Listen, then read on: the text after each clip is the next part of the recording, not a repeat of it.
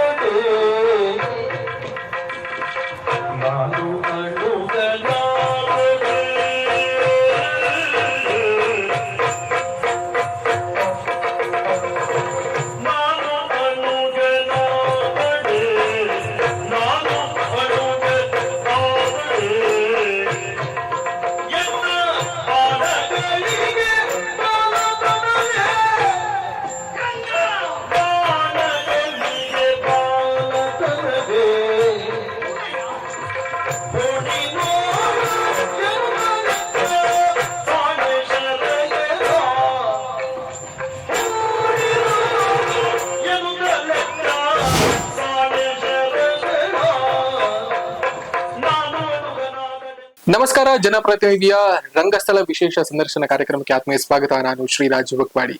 ಯಕ್ಷಗಾನದಲ್ಲಿ ಸುಮಾರು 4 ರಿಂದ 5 ದಶಕಗಳ ಕಾಲ ನಿರಂತರವಾದಂತಹ ಸೇವೆಯನ್ನ ನೀಡಿ ರಂಗದ ಅನಭಿಷಕ್ತ ದೊರೆ ಅಂತ ಹೆಸರು ಮಾಡಿದವರು ನಮ್ಮ ಜೊತೆಗೆ ಇವತ್ತಿದ್ದಾರೆ. ರಂಗದ ಪಾದರಸ, ರಂಗದ ಚುರುಕಿನ ಅಭಿಮನ್ಯು, 60ರ ಅಭಿಮನ್ಯು ಅಂತ ಎಲ್ಲ ಪ್ರಸಿದ್ಧಿಗೆ ಖ್ಯಾತರಾದಂತಹ ತೀರ್ಥಹಳ್ಳಿ ಗೋಪಾಲಾಚಾರ್ಯರು ನಮ್ಮ ಜೊತೆಗಿದ್ದಾರೆ. ಕರ್ನಾಟಕ ರಾಜ್ಯೋತ್ಸವ ಪ್ರಶಸ್ತಿ ಪುರಸ್ಕೃತ ತೀರ್ಥಹಳ್ಳಿ ಗೋಪಾಲಾಚಾರ್ಯರನ್ನ ಸಂದರ್ಶಿಸೋದಕ್ಕಾಗಿ ನಾವು ಬಂದಿದ್ದೇವೆ. ಅವರನ್ನ ಸಂದರ್ಶಿಸೋಣ, ಅವ್ರ ಜೊತೆಗೆ ಒಂದಿಷ್ಟು ಮಾತುಗಳನ್ನ ಆಡೋಣ. ನಮಸ್ಕಾರ. ನಮಸ್ಕಾರ. ಹೇಗಿದ್ದೀರಿ? ಚೆನ್ನಾಗಿದ್ದೇನೆ, ತೊಂದ್ರೆ ಇಲ್ಲ. ವೃತ್ತಿ ಜೀವನ ಅಲ್ಲ. ನಿಮ್ಮ ಬಗ್ಗೆ ಕೇಳಿದ್ದೇವೆ, ಬೇರೆ ಬೇರೆ ಸಂದರ್ಶನಗಳಲ್ಲಿ, ಬೇರೆ ಬೇರೆ ಪತ್ರಿಕೆಗಳಲ್ಲಿ ಓದಿ ಕೇಳಿ ನೋಡಿ ತಿಳ್ಕೊಂಡಿದ್ದೇವೆ. ಆದ್ರೆ ನಿಮ್ಮನ್ನ ಖುದ್ದಾಗಿ ಭೇಟಿಯಾಗಿ ಒಂದಿಷ್ಟು ಮಾತನಾಡ್ಬೇಕು ಅಂತ ಅನ್ನಿಸಿತು. ಹಾಗಾಗಿ ನಿಮ್ಮ ಜೊತೆಗೆ ಬಂದಿದ್ದೇವೆ. ನೀವು ನಮ್ಮ ಜೊತೆಗೆ ಪಾಲ್ಪಡೋದಕ್ಕೆ ಅವಕಾಶ ಮಾಡಿಕೊಟ್ಟಿರೋದಕ್ಕೆ ಆರಂಭದಲ್ಲೇ ಧನ್ಯವಾದಗಳನ್ನ ಹೇಳ್ಕೊಂಡು ನಿಮ್ ಜೊತೆಗೆ ಮಾತನಾಡೋದಕ್ಕೆ ಪ್ರಾರಂಭ ಮಾಡ್ತೇನೆ. ನಿಮ್ಮ ಯಕ್ಷಗಾನದ ಪ್ರಾಥಮಿಕ ಹೆಜ್ಜೆಗಳ ಬಗ್ಗೆ ಒಂದು ಕ್ಷಣದಲ್ಲಿ ನೆನಪು ಮಾಡಿಕೊಳ್ಳೋದಾದ್ರೆ?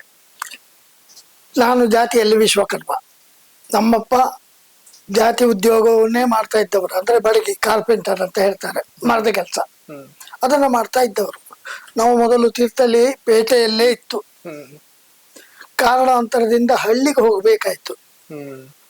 ಅಲ್ಲಿ ಇದ್ದ ಊರಿಂದ ಶಾಲೆಗೆ ಸಾಧಾರಣ 1 ಕಿಲೋಮೀಟರ್ ದೂರ. ಆಗ ಮತ್ತೆ ಹೀಗೆಲ್ಲ ವ್ಯವಸ್ಥೆಗಳಿಲ್ಲಲ್ಲ.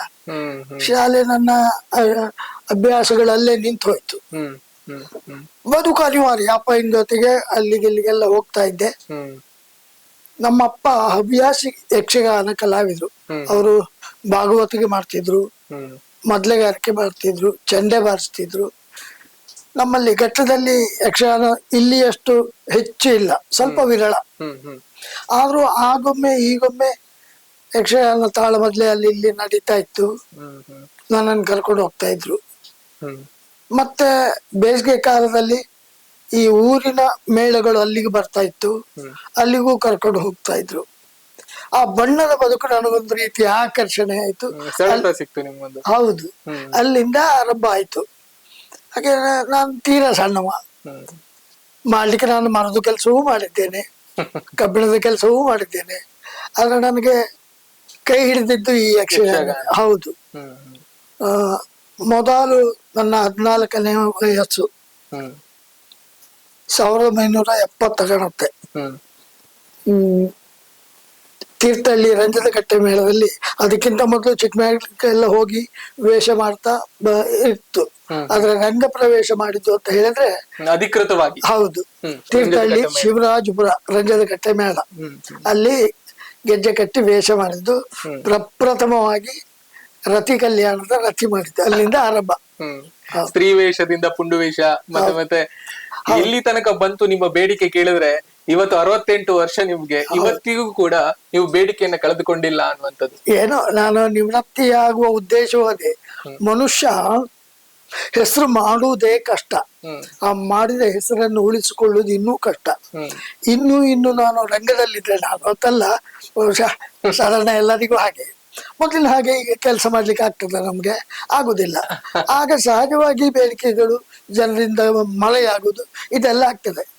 ನಾನು ನನ್ನ ಅವಗಾಹನೆಗೆ ಬಂದ ಹಾಗೆ ಯಾವುದೋ ಒಂದು ರೀತಿಯ ಹೆಸರು ನನಗೆ ಬಂದಿದೆ, ಅದು ಹಾಗೆ ಉಳಿಬೇಕಾದ್ರೆ ಹಾಗೆ ನಾನು ಅಲ್ಲಿಂದ ಯಕ್ಷಗಾನ ರಂಗಕ್ಕೆ ನಿವೃತ್ತಿ ಅಂತ ಹೆಸರೇ ಇಲ್ಲ ಅಲ್ವಾ? ಕೂಡಿದಷ್ಟು ಕಾಲ 70 ವರ್ಷದವರು ಇದ್ದಾರೆ, 75 ವರ್ಷದವರು ಇದ್ದಾರೆ. ಅವರು ಯಾಕೆ ಮಾಡ್ತಾರೆ, ಏನ್ ಮಾಡ್ತಾರೆ ಅದು ಬೇಡ, ನನಗೆ ಅದು ಬೇಕಾಗಿರಲಿಲ್ಲ. ಏನೋ ಒಂದು ಬಂದ ಹೆಸರು ಉಳಿಬೇಕು ಅಂತ ಆದ್ರೆ ಅದು ಹಾಗೆ ಇರ್ಬೇಕನ್ನುವ ಕಾರಣಕ್ಕಾಗಿ ಮತ್ತೆ ಸಾಕು. ನಂಗಿನ್ನು ರಂಗದಲ್ಲಿ ಆದ ರೀತಿ ದುಡಿಮೆ ಮಾಡ್ಲಿಕ್ಕೆ ಆಗುದಿಲ್ಲ. ನನ್ನಿಂದ ಏನು ಜನ ಬಯಸ್ತಾರೆ ಅದನ್ನು ಕೊಡ್ಲಿಕ್ಕೆ ನನಗಾಗುದಿಲ್ಲ. ಹಾಗಾಗಿ ಸಾಕು ಅಂತ ಕೈದು ಮಾಡಿದೆ. ಆರಂಭದಿಂದ ಇದು ಅಂತ್ಯ. ನೀವು 60 ವರ್ಷದ ತನಕವೂ ಕೂಡ ಅಭಿಮನ್ಯು ಪಾತ್ರವನ್ನ ಮಾಡಿದವರು. ಹೌದು, ಯಕ್ಷಗಾನದಲ್ಲಿ ಅಭಿಮನ್ಯು ಪಾತ್ರ ಇದೆಯಲ್ಲ, ಅದು ಬಹಳ ಚುರುಕಿನ ಪಾತ್ರ, ಪುಂಡುವೇಷ ಇರುವಂತದ್ದು, ನಿಮ್ಗೆ ಎಲ್ಲರಿಗೂ ಕೂಡ ಗೊತ್ತಿರುವಂತದ್ದು. 60ರ ತನಕವೂ ಕೂಡ ಅಭಿಮನ್ಯು ಪಾತ್ರದ ನೀವು ಮಾಡಿ ಜನರ ಮನಸ್ಸನ್ನ ಸೆಳೆದವರು. ಏನು ನಿಮ್ಮಲ್ಲಿ ಆ ತರದೊಂದು ಮಾಯಕ ಶಕ್ತಿ ಇದೆಯಾ? ಹಾಗಾದ್ರೆ ನನ್ನಲ್ಲಿ ಅಂತದ್ದು ಇಲ್ಲ, ನಾನು ಶ್ರದ್ಧೆಯ ಶಕ್ತಿ ಅಷ್ಟೇ. ಸಾಲಿಗ್ರಾಮ ಮೇಳದಲ್ಲಿರುವಾಗ ಕಾಳಿಂಗನವರ ಭಾಗವತಿಗೆ ನಿರ್ದೇಶನ. ಕಾಳಿಂಗನವರ ಅಂದ್ರೆ ಬಹುಶಃ ಅವರು ವಿಶ್ವಮಾನವ ಅಲ್ವಾ? ಅವರ ನಿರ್ದೇಶನದಲ್ಲಿ ಅದು ಟೆಂಟ್ ಮೇಳದಲ್ಲಿ ಆ ಅಭಿಮನ್ಯು ಕಾಳಗ ಆಗ್ತಾ ಇದ್ದದ್ದೇ ಕಡಿಮೆ. ಸಾಲಿಗ್ರಾಮ ಮೇಳದಲ್ಲಿ ಎಲ್ಲೋ 1-2 ಆಯ್ತು. ಆಗ ನಾನು ಕೊಡ್ತಿರ್ಲಿಲ್ಲ, ಬೇರೆ ಯಾರಿಗೂ ಕೊಡ್ತಿದ್ರು. ನಾನು ಅದ್ರ ಬಗ್ಗೆ ಬೇಸರವೂ ಮಾಡ್ಲಿ. ನಾನು ಶ್ರೀವೇಶದಿಂದ ಪುಂಡುವೇಷಕ್ಕೆ ಬರುವ ಹಂತ ಎಲ್ಲ ಒಂದಿನ ಬಾಯಿ ಬಿಟ್ಟು ಕೇಳಿದ್ರು, ಮಾಡ್ತೇನೋ ಅಭಿಮನ್ಯು? ಹೌದು, ಅಲ್ಲ ನನ್ಗಿದ್ದಿದ್ದು ಅದೇ ಅಲ್ವಾ ಅಂತ ವೇಷ ಮಾಡ್ಬೇಕು ಅಂತ. ಹಾಗಂತ ನಾನು ಬಾಯಿ ಬಿಟ್ಟು ಕೇಳಲಿಕ್ಕೆ ನನಗೂ ಸ್ವಾಭಿಮಾನ, ಒಂದು ಸ್ವಾಭಿಮಾನ, ಮತ್ತೊಂದು ನಂಗೆ ಪೂರ ಬಿಟ್ಕೊಳ್ಲಿಕ್ಕೆ ಆಗ್ತದೆ ಇಲ್ವೋ ಅನ್ನೋ ಭಯ ಕೂಡ ಇತ್ತು. ಆದ್ರೂ ಆ ವಯಸ್ಸಿನ ಸೊಕ್ಕು ಮಾಡ್ತೇನೆ ಅಂತೆ. ಅಲ್ಲಿಂದಲೇ ಆರಂಭಗೊಂಡದ್ದು ನೀವು ಹೇಳಿದಾಗೆ 60ರವರೆಗೂ ಬಂದಿದೆ. ಎಲ್ಲಿವರೆಗೆ ಅಭಿಮನ್ಯು ಕಾಳಗ ಆಗ್ತಿತ್ತು ಕೇಳಿದ್ರೆ, ಆ ಕಾಲದಲ್ಲಿ ಚಿಟ್ಟಾಣಿಯವರು ಇದ್ರು ಶಾಲಿಗ್ರಾಮ ಮೇಳದಲ್ಲಿ. ಹೌದು ಹೌದು. ಅವರಿಗೆ ಒಂದು ಪ್ರಸಂಗ, ನಂಗೊಂದು ಪ್ರಸಂಗ. ಬುಡದಲ್ಲಿ ಅವರಿಗೆ, ಲಾಸ್ಟ್ಗೆ ಚಕ್ರವ್ಯೂಹ ನನಗೆ ಅಲ್ಲಿವರೆಗೆ ಬಂದಿತ್ತು. ಅಷ್ಟು ಬೇಡಿಕೆ ಬೇಡಿಕೆ ಇತ್ತು, ಅಷ್ಟೇ ಒಳ್ಳೇದು ಆಗ್ತಿತ್ತು. ಅಂದ್ರೆ ಯಕ್ಷಗಾನದಲ್ಲಿ ಅಭಿಮನ್ಯು ಪಾತ್ರದ ಹೆಸರು ಇದೆಯಲ್ಲ, ಪಾತ್ರ ಇದೆಯಲ್ಲ, ಅದು ನಿಮಗೆ ಸಾರ್ಥಕವಾಗಿ ಒಪ್ಪುತ್ತದೆ ಅಂತ ನನಗೆ ಅನ್ಸುತ್ತೆ. ಅಲ್ಲ, ನಾನೊಬ್ಬ ಕಲಾವಿದ ಅಂತ ಯಕ್ಷಗಾನ ಅಭಿಮಾನಿಗಳು ಗುರುತಿಸಿದ್ದೇ ಅಭಿಮನ್ಯುವಿಂದ. ಮತ್ತೆ ಬರೀಲಿಕ್ಕೆ ಉಂಟಾ? ಸಾರ್ಥಕವೇ. ಅದು ಹಾಗೆ ಇರ್ಲಿ ಅನ್ನುವ ಕಾರಣಕ್ಕಾಗಿ ಕೈದು ಮಾಡಿ. ನೀವು ಖಾಲಿ ಅಭಿಮನ್ಯು ಅಲ್ಲ, ಅಭಿಮನ್ಯು ಅಂತಹ ಅನೇಕ ಪುಂಡು ವೇಷಗಳ ಮತ್ತೆ ಪೌರಾಣಿಕ ಪ್ರಸಂಗಗಳಿರ್ಲಿ, ಸಾಮಾಜಿಕ ಪ್ರಸಂಗಗಳಿರ್ಲಿ, ಆ ಎಲ್ಲ ಏನು ಪಾತ್ರಗಳು ಸಿಗುತ್ತೋ ನಿಮಗೆ, ಅದಕ್ಕೆ ಸಂಪೂರ್ಣವಾಗಿ ಜೀವ ಕೊಡುವಂತಹ ಪ್ರಯತ್ನವನ್ನ ನೀವು ಮಾಡ್ತಾ ಇದ್ರಿ. ಯಾವ ರೀತಿಯಲ್ಲಿ ನೀವು ಅಧ್ಯಯನ ಮಾಡ್ತಾ ಇದ್ರಿ ಅಂತ, ರಂಗ ಪ್ರವೇಶವನ್ನ ಮಾಡುವುದಕ್ಕಿಂತ ಮೊದಲು ಅಂತ? ಹೌದು, ಈಗ ಒಂದು ಹೊಸ ಪ್ರಸಂಗ ಆದ್ರೆ ಆ ಪ್ರಸಂಗ ಯಾರ್ಯಾರಿಗೆ ಯಾವ್ಯಾವ ಪಾತ್ರ ಅಂತ ಭಾಗವತರು, ಪ್ರಸಂಗಕರ್ತರು, ಮೇಳದ ಯಜಮಾನರು ಸೇರಿ ತೀರ್ಮಾನಿಸ್ತಾರೆ. ಆ ಪಾತ್ರದ ಗುಣ ಸ್ವಭಾವಗಳೇನು ಅಂತ ಮೊದಲು ತಿಳ್ಕೊಳ್ತೇನೆ ನಾನು. ಆ ಪ್ರಸಂಗದಲ್ಲಿ ಆ ಪಾತ್ರಕ್ಕಿರುವ ಸ್ಥಾನಮಾನಗಳೇನು ಅಂತ ತಿಳ್ಕೊಳ್ತೇನೆ. ಇದು ಯಾಕೆ ಹೇಳಿದೆ ಅಂದ್ರೆ, ನಾನು ಹೆಚ್ಚು ಮಾಡಿದ್ದು ಕಥಾನಾಯಕ, ಎಲ್ಲ ಒಂದೆರಡು ಬೆಳ್ಳಡಿಕೆ ಖಳನಾಯಕ ಕೂಡ ಮಾಡಿದ್ದೇನೆ. ಆದ್ರೆ ಅದು ನನ್ನ ದೇಹಕ್ಕೊಪ್ಪದೇ ಇದ್ರು ಪರಿಣಾಮ ಕೊಟ್ಟಿದೆ, ಪ್ರಭಾವ ಬೀರಿದೆ. ಯಾಕೆ ಕೇಳಿದ್ರೆ, ಹೇಳ್ತಾರಲ್ಲ ಪರಕಾಯಿ ಪ್ರವೇಶ ಮಾಡುದು ಅಂತ. ನಿಜವಾಗಿ ನನ್ನ ಗುಣ ಸಾತ್ವಿಕ ಗುಣ, ಖಳನಾಯಕ ನನಗೆ ಕೊಟ್ಟಿದ್ದಾರೆ, ಅದು ಏನೋ ಒಪ್ಪಿದ್ದಾರೆ. ಅಂದ್ರೆ ನಾನು ಅದನ್ನ ಆ ಪಾತ್ರದ ಗುಣವನ್ನು ತಿಳಿದು ಮಾಡಿದ್ದೇನೆ, ಆದ್ರಿಂದ ಪ್ರಯೋಜನ ಕೊಟ್ಟಿದೆ. ಅಲ್ಲ, ಯಕ್ಷಗಾನದಲ್ಲಿ ಅಭಿಮನ್ಯು ಪಾತ್ರಕ್ಕೆ ನೀವು ಹೇಗೆ ಹೆಸರು ಮಾಡಿದ್ದೀರೋ, ಸಿನಿಮಾ ರಂಗದಲ್ಲಿ ರಾಜ್ಕುಮಾರ್ ಒಂದಿಷ್ಟು ಪಾತ್ರಗಳು ಅಲ್ಲ, ನಾನು ನಿಮ್ಮನ್ನ ಮುಖತಃ ಸುಮ್ಮನೆ ಹೊಗಳೋದಲ್ಲ, ಅದಕ್ಕೆ ನೀವು ಅರ್ಹರು ಕೂಡ. ಸಿನಿಮಾದಲ್ಲಿ ರಾಜ್ಕುಮಾರ್ ಪೌರಾಣಿಕ ಪಾತ್ರಗಳಿಗೆ ಹೇಗೆ, ಈಗ ಅವರು ಬಬ್ರುಹಾನ ಮಾಡಿರ್ಬೋದು, ಅಥವಾ ಬೇರೆ ಬೇರೆ ಹಿರಣ್ಯಕಶಿಪು ಇರ್ಬೋದು. ನಮ್ಗೆ ಹಿರಣ್ಯಕಶಿಪು ಅಂತ ಅಂದ ತಕ್ಷಣ ರಾಜ್ಕುಮಾರ್ ಕಣ್ಣೆದುರಿಗೆ ಬರ್ತಾರೆ, ಬರೋದಿಲ್ಲ. ಯಕ್ಷಗಾನದಲ್ಲಿ ಅಭಿಮನ್ಯು ಅಂದ ತಕ್ಷಣ ನೀವು ನೆನಪಿಗೆ ಬರ್ತಾರೆ. ಸಾಕು, ನನ್ನ ಬದುಕಿನ ಈ ವೃತ್ತಿಗೆ ಭಗವಂತ ಕೊಟ್ಟ ಸಾರ್ಥಕ ದಕ್ಷಿಣ ಅಂತ ಭಾವಿಸ್ತೇನೆ. ಇವತ್ತಿಗೂ ಕೂಡ ನಿಮ್ಗೆ ಬೇಡಿಕೆ ಕಡಿಮೆ ಆಗಿಲ್ಲ ಅನ್ನುವುದು. ಇವತ್ತು ಕೂಡ ನೀವು ವೇಷ ಕಟ್ಟುತ್ತೀರಿ. ಹೌದು, ಬೇಡಿಕೆ ಉಂಟೋ ಇಲ್ವೋ ಗೊತ್ತಿಲ್ಲ. ಹಾಗಂತ ಮನೇಲಿದ್ದು ಸುಮ್ಮನೆ ಇರಬಾರದು ಅಂತ ಕರದಲ್ಲಿ ಹೋಗ್ತೇನೆ. ಯಾಕಂದ್ರೆ ಸುಮ್ಮನೆ ಕೂತ್ಕೊಂಡು ಬೇರೆ ಕೆಲಸ ಮಾಡ್ಲಿಕ್ಕೆ ಯಕ್ಷಗಾನ ಕಲಾವಿದರಿಗೆ ಆಗುದಿಲ್ಲ. ಆದ್ರಿಂದ ಮೌಟ್ಯ ಆವರಿಸ್ತದೆ, ಕೈಕಾಲು ಬಿದ್ದೋಗ್ತದೆ, ಅದೆಲ್ಲ ಆಗಬಾರದು ಅಂತ ಸ್ವಲ್ಪ ಚುರುಕಾಗಿ ಇರಬೇಕು ಇರುವಲ್ಲಿವರೆಗೆ ಅನ್ನುವ ಕಾರಣಕ್ಕಾಗಿ ಕರದಲ್ಲಿ ಹೋಗ್ತೇನೆ, ಬರ್ತೇನೆ, ನನ್ನ ಕೈಲಿ ಕೂಡಿದ ಪಾತ್ರವನ್ನು ಮಾಡ್ತೇನೆ. ಕೊಟ್ಟ ಪಾತ್ರಕ್ಕೆ ನ್ಯಾಯ ಒದಗಿಸಬೇಕೆನ್ನುವುದು ನನ್ನ ಉದ್ದೇಶ. ಆಗಿದೆಯೋ ಬಿಟ್ಟಿದೆ ಪ್ರೇಕ್ಷಕರಿಗೆ. ಸೊ ಬಹಳ ಪ್ರಮುಖವಾಗಿ ನಾವು ಏನನ್ನ ಅರ್ಥ ಮಾಡಿಕೊಳ್ಬೇಕು ಅಂತಂದ್ರೆ, ಸಾಮಾನ್ಯವಾಗಿ ಯಕ್ಷಗಾನ ಮೇಳ ಅಂದ ತಕ್ಷಣ ಹಿರಿಯ ಕಲಾವಿದರು ಇರ್ತಾರೆ, ಯುವ ಕಲಾವಿದರು ಇರ್ತಾರೆ. ಸೊ ಒಬ್ಬೊಬ್ರು ಒಂದೊಂದು ಪಾತ್ರಗಳಿಗೆ ಹೆಸರಾಗಿರ್ತಾರೆ. ಬಹುಶಃ ಇವತ್ತು ಎಲ್ಲಾ ಪಾತ್ರಗಳನ್ನ ಮಾಡುವಂತಹ, ಎಲ್ಲಾ ಪಾತ್ರಗಳಿಗೂ ಸಮರ್ಥನೀಯವಾಗಿ ಅದಕ್ಕೆ ಜೀವ ತುಂಬುವಂತ ಕಲಾವಿದರನ್ನ ಬಹಳ ಕಡಿಮೆ, ಕೆಲವು ಮಂದಿ ಇದ್ದಾರೆ. ಎಲ್ಲರಿಗೂ ಎಲ್ಲವೂ ಆಗುದಿಲ್ಲ ಅನ್ನೋದೇ ಮಾತುಂಟಲ್ವಾ? ಹೌದು ಹೌದು. ಅಂತದ್ರಲ್ಲಿ ನೀವು ಬಹುಶಃ ನೀವು ಕೊಟ್ಟಿರುವ ಎಲ್ಲಾ ಪಾತ್ರಗಳನ್ನ ಸಮರ್ಥವಾಗಿ ಎದುರಿಸ್ತಿದ್ರಿ ಅನ್ನುವಂಥದ್ದು. ಅದು ಎದುರಿಸ್ತಿದ್ರೆ ಕೊಟ್ಟ ಪಾತ್ರಕ್ಕೆ ನ್ಯಾಯ ಒದಗಿಸಲೇಬೇಕಲ್ವಾ? ಆದ್ರೆ ಖಳನಾಯಕ ಅಂದ್ರೆ ನನ್ನನ್ನು ಜನ ಖಳನಾಯಕನನ್ನಾಗಿ ನೋಡ್ಲಿಕ್ಕೆ ಮಾಡ್ಲೇ ಇಲ್ಲ. ಮಾಡಿದ ಪಾತ್ರಗಳು ಚೆನ್ನಾಗಿದೆ ಆಗಿದೆ ಬಿಟ್ರೆ ಆ ಮುಖದಲ್ಲಿ ನನ್ನ ನೋಡ್ಲಿಕ್ಕೆ ಇಷ್ಟಪಡುದಿಲ್ಲ. ನನಗೂ ಅದು ಮಾಡ್ಲಿಕ್ಕೂ ಇಷ್ಟ ಇಲ್ಲ, ನನ್ನ ಗುಣ ಸ್ವಭಾವಕ್ಕೆ. ಆದ್ರೆ ಮಾಡಿದ್ದು ಒಳ್ಳೆಯದಾಗಿದೆ. ಅದಕ್ಕೆ ಕಾರಣ ನನ್ನ ಶ್ರದ್ಧೆ ಅಷ್ಟೇ. ಯಕ್ಷಗಾನದಲ್ಲಿ ತಮ್ಮದೇ ಆದಂತ ಒಂದು ಶೈಲಿಯನ್ನ, ಈಗ ಈಗಲೂ ಕೂಡ ತುಂಬಾ ಜನ ಯಕ್ಷಗಾನ ಕಲಾವಿದರು, ಯಕ್ಷಗಾನ ಅಭಿಮಾನಿಗಳು ಹೇಳ್ತಾರೆ, ಗೋಪಾಲಾಚಾರ್ಯರು ಪ್ರವೇಶವೇ ಅಷ್ಟು ಅದ್ಭುತ, ಅಷ್ಟು ಚಂದ, ಅವರು ರಂಗವನ್ನ ಪ್ರವೇಶ ಮಾಡೋದಂತ ಹೇಳಿದ್ರೆ ಅದಕ್ಕೋಸ್ಕರನೇ ಕಾಯ್ದು ಕೂರೋರಿದ್ದಾರೆ ತುಂಬಾ ಜನ. ಸೊ ಈ ಎದುರಿಗಿರುವ ಕಲಾವಿದರು ಕೂಡ ಅಷ್ಟೇ, ನೀವು ಪ್ರವೇಶ ಮಾಡ್ತೀರಿ ಅಂದ ತಕ್ಷಣ ಏನೋ ಒಂದು ಅವರಲ್ಲಿ ಮೈರೋಮಾಂಚನ ಆಗ್ತದೆ ಅನ್ನುವಂಥದ್ದನ್ನ ನಾನು ಸ್ವತಃ ಕೆಲವು ಕಲಾವಿದರು ಹೇಳೋದನ್ನ ನಾನು ಕೇಳಿದ್ದೇನೆ. ಅದು ಎಂತದ್ದು ಅಂತ ಗೊತ್ತಿಲ್ಲ ನನ್ಗೆ. ಅದ ಪ್ರವೇಶ ಮಾಡುವಾಗಲೇ ನೀರಸ ಆಗಬಾರ್ದು ಅನ್ನುವುದು ನನ್ನ ಪ್ರವೇಶದಲ್ಲಿ ಹೊಂದಿರುವ ಕಲ್ಪನೆಗಳು. ಹಾಗಾಗಿ ಅದು ಜನರಿಗೆ ಪರಿಣಾಮ ಕೊಟ್ಟಿದೆ ಪ್ರವೇಶ. ನೋಡಿ, ಈಗ ಒಬ್ಬ ಕಲಾವಿದನ ಕೆಲಸ ನೋಡಿ, ಮಾತು ನೋಡಿ, ಅಭಿನಯ ನೋಡಿ, ಅಥವಾ ಅವನ ಇತರ ಚಟುವಟಿಕೆಗಳನ್ನು ನೋಡಿ ಗಮನಿಸಿದ ಆಮೇಲೆ ರಂಗಕ್ಕೆ ಪ್ರವೇಶ ಆದ ಕೂಡಲೇ ಮೊದಲು ಕಾಣುವುದು ವೇಷ ಹ್ಮ್ ಅಲ್ವಾ. ಅದು ಜನರಿಗೆ ಮುಟ್ಟಬೇಕು ಎನ್ನುವುದು ನನ್ನ ಮನಸ್ಸಿನಲ್ಲಿ ಒಂದು ಇರ್ತಿತ್ತು. ಮತ್ತೆ ನಾನು ಕೆಲವರ ಪ್ರವೇಶಗಳನ್ನೆಲ್ಲ ಕಂಡಿದ್ದೇನೆ. ಚಿಟಾಣಿಯವರು ಪ್ರಭಾವ ಬೀರಿದ್ದಾರೆ, ಸಿರಿಯಾರ ಮಂಜುನಾಯ್ಕರು, ನಗರ ಜಗನ್ನಾಥ ಶೆಟ್ರು ಇತ್ಯಾದಿ ಇತ್ಯಾದಿ. ಉತ್ತರ ಕನ್ನಡದವರದ್ದು ವೇಷಗಳನ್ನು ನೋಡಿದ್ದು ಕಡಿಮೆ ಅಲ್ಲ, ಅಂದ್ರೆ ಚಿಟ್ಟಾಣಿಯವರು ಈ ಕಡೆ ಇದ್ದವರಲ್ಲ, ನೋಡಿದ್ದೇನೆ. ಅದು ತುಂಬಾ ಇಷ್ಟ ಆಗಿತ್ತು ಅಲ್ಲ. ಅವರನ್ನು ನೋಡುವ ಮೊದಲು ನಾನು ಜನರಿಗೆ ಪ್ರವೇಶದಲ್ಲಿ ಪರಿಣಾಮ ಬೀರ್ಬೇಕು ಅನ್ನುವ ಒಂದು ಭಾವನೆ ಇತ್ತು ನನ್ನಲ್ಲಿ. ಅದು ದೇವರು ಕೊಟ್ಟಿದ್ದಾನೆ ಅಲ್ಲ, ಯಕ್ಷ ಕಲಾಮಾತೆ ಕೊಟ್ಟಿದ್ದಾನೆ.